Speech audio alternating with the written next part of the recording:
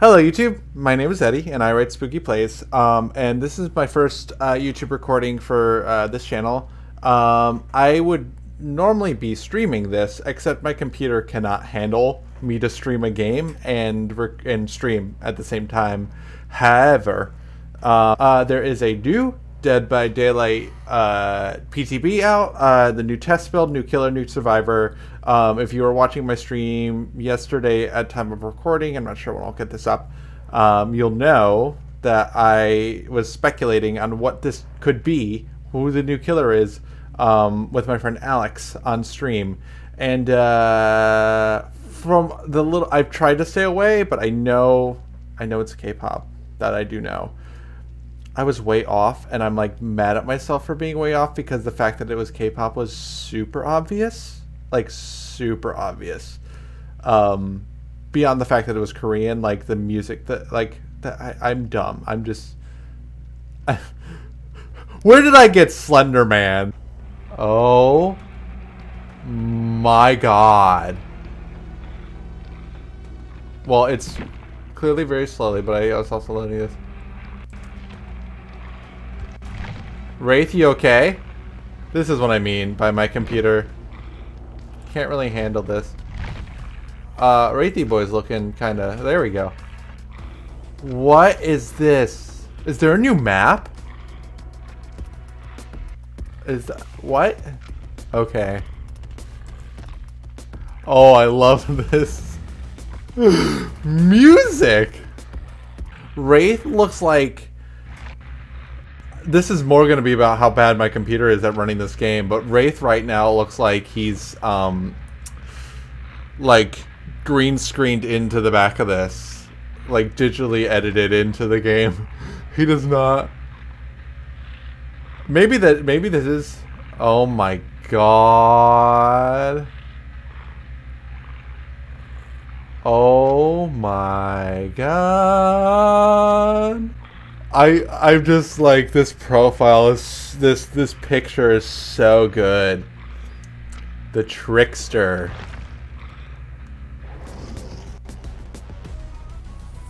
Yeah, they need to work. I think it's a lighting thing for the PTB because they're not used to using this background. Because he looks like he's green screened in. The lighting does not match. However, we finally have a thirst trap killer for real this time. They wouldn't give us shirtless Myers. Pyramid, they nerfed Pyramid Head's ass, but now we finally have a, like, look at those abs, look at those abs. That, I mean, you can't really tell because my computer's shit, but he has abs. We have a killer with exposed abs.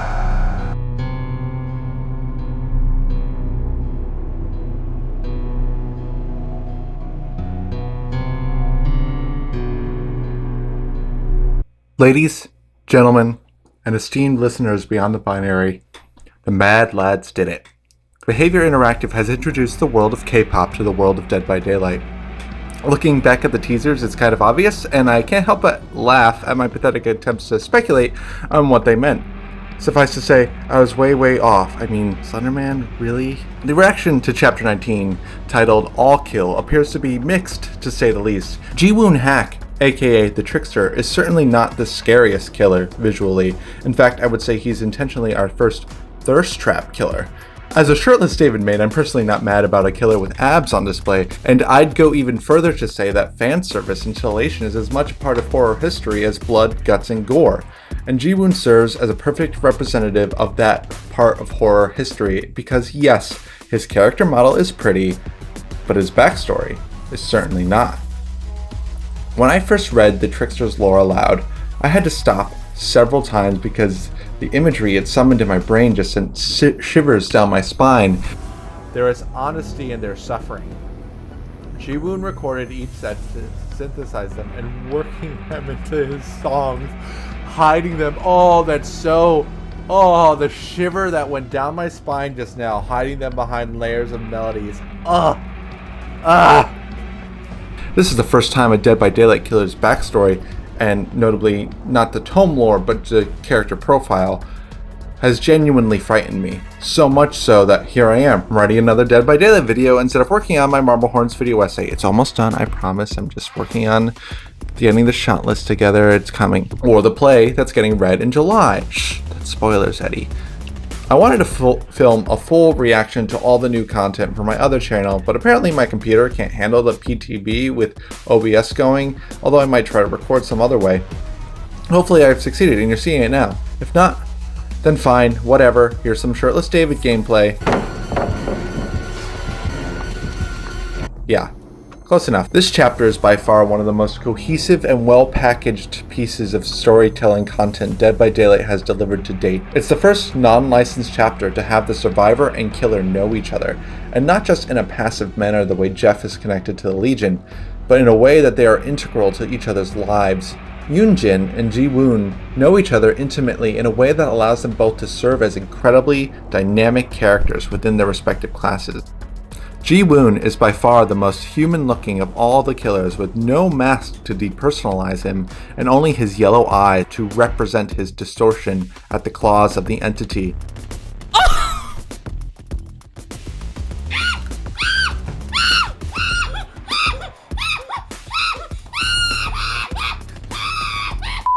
While his status as killer is certainly earned in his backstory, it also contains an almost tragic vanity.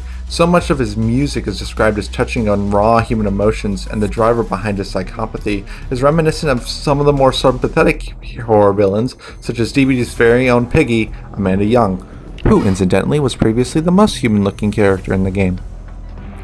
Yoon-jin has a delicious moral ambiguity to her storyline and perks. Her gameplay is centered around selfishness and fighting back, surviving by any means necessary, not to be confused with the perk of the same name, without regard for her fellow teammates. And a survivor meta built with efficiency, self-sacrifice, and hook trading, Yoon-jin deposes that with a perk that encourages you to wait out your teammates' demise so that you can eke out a selfish victory and claim glory for your own. Most delicious is how her backstory ends in a way that almost sounds like it could belong to another killer. The entity has certainly corrupted others for less. One thing I've heard people saying about this chapter is that its aesthetics are not horror and they don't belong in Dead by Daylight. I've already addressed why visually I'm happy to have a less overtly scary and more scary sexy killer, but I also wanted to point out that this chapter is rife with overt horror references. It's just not a kind of horror that's been represented in Dead by Daylight thus far. Although the subject of Chapter 19 is the K-pop industry, the style of the storytelling and art design is very reminiscent of horror anime, especially the work of Satoshi Kon. The themes of fame and vanity in the music industry, especially in Yoon-jin's lore, are particularly reminiscent of the film Perfect Blue, and the choice of a bat as Ji-woon's weapon, combined with his random acts of impulsive violence and his goofy run cycle, immediately made me think of the little slugger from Paranoia Agent. Also, let's talk about Ji-woon's MO of torturing his victims and putting their screams into music, as well as his grotesque final act before becoming swallowed up by the entity. This kind of elevated gore is not something you see in American horror, or live action horror for that matter. It's the kind of thing that can only be made beautiful in the macabre sense, of course, when it's either written, as is the case in Dead by Daylight, or when it's hand-drawn or animated. Not only did this torture scenes in Ji-woon's story make me wince in pain, but they also had a touch of nostalgia. Like, I had seen the gore executed aesthetically like this before, and while I couldn't quite put my finger on where exactly that came from, it definitely reminded me of anime. One thing I did think of that was more recent was a scene from the new reboot of Higurashi no Nakakoro ni, in which Satoko mourns her friendship with Rika while literally clinging to her torso and ripping her guts out. Content warning for gore, obviously. してましたのに、何が気に入らなかったんですの。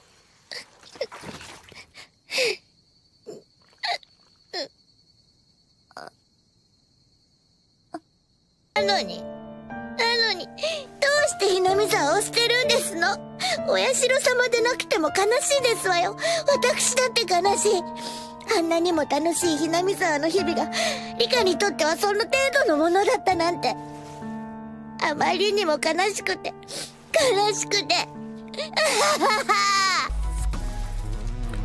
If you've done something to remind me of my favorite anime of all time, more on that some other time, You've done something right.